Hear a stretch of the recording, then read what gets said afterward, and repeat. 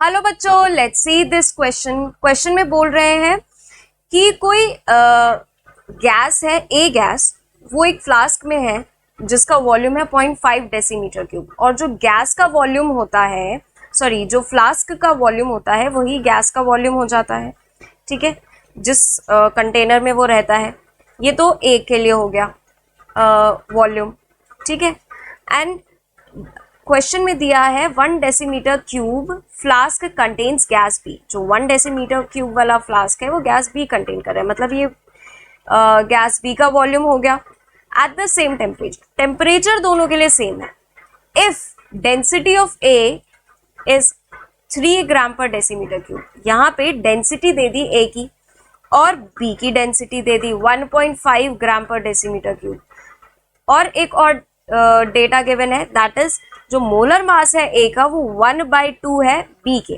तो हमें बताना है ratio of pressure exerted by gases, मतलब हमें P A by P B का रेशियो बताना है। ठीक है बच्चों, तो चलिए स्टार्ट करते हैं हम अपना सोल्यूशन। सबसे पहली बात, हमें आइडियल गैस इक्वेशन अगर देखें तो आइडियल गैस इक्वेशन क्या होती है, PV is equals to NRT. अब क्योंकि क्वेश्चन में डेंसिटी दिया गया है तो हमें इस इक्वेशन को इस तरीके से मोल्ड करना पड़ेगा कि हमारा डेंसिटी का रिलेशन निकल जाए। तो चलिए करते हैं। पीवी, नंबर ऑफ मोल्स क्या होते हैं, given mass by molar mass R T.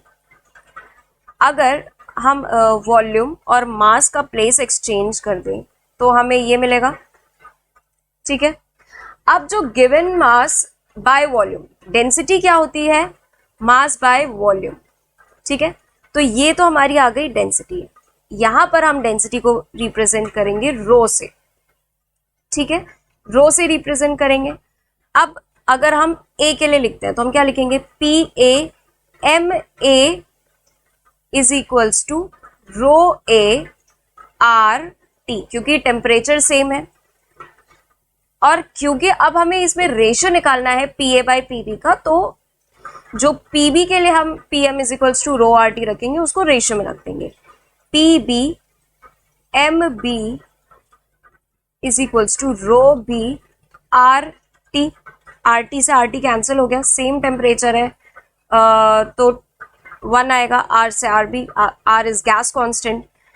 तो P A by P B को हम लिख सकते हैं rho A by rho B into M B by M A, ये लिख सकते हैं बिल्कुल।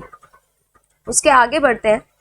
अब हम बस यहाँ पे अब हमारा काम रह गया वैल्यूज को पुट करना। तो वैल्यूज जब हम पुट करना स्टार्ट करेंगे तो रो ए की वैल्यू है 3, डेंसिटी की वैल्यू 3 दी गई है, इंटू एम बी। अब एम बी कह दिया गया है, एम ए जो है वो 1/2 है, 1/2 है एम बी के। ठीक है, यानी कि एम बी क्या होगा, ट्वाइस ऑफ एम ए। तो हम ट्वाइस ऑफ एम ए लिख लेते हैं। Twice of M A divided by rho B की वैल्यू कितनी है 1.5 और एम ए, तो एम ए की वैल्यू एम ए ही रहेगी।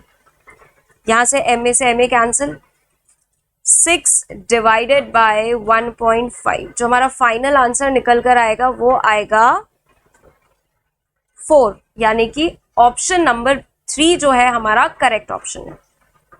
सो I hope all of you understand very well. Thank you and best of luck.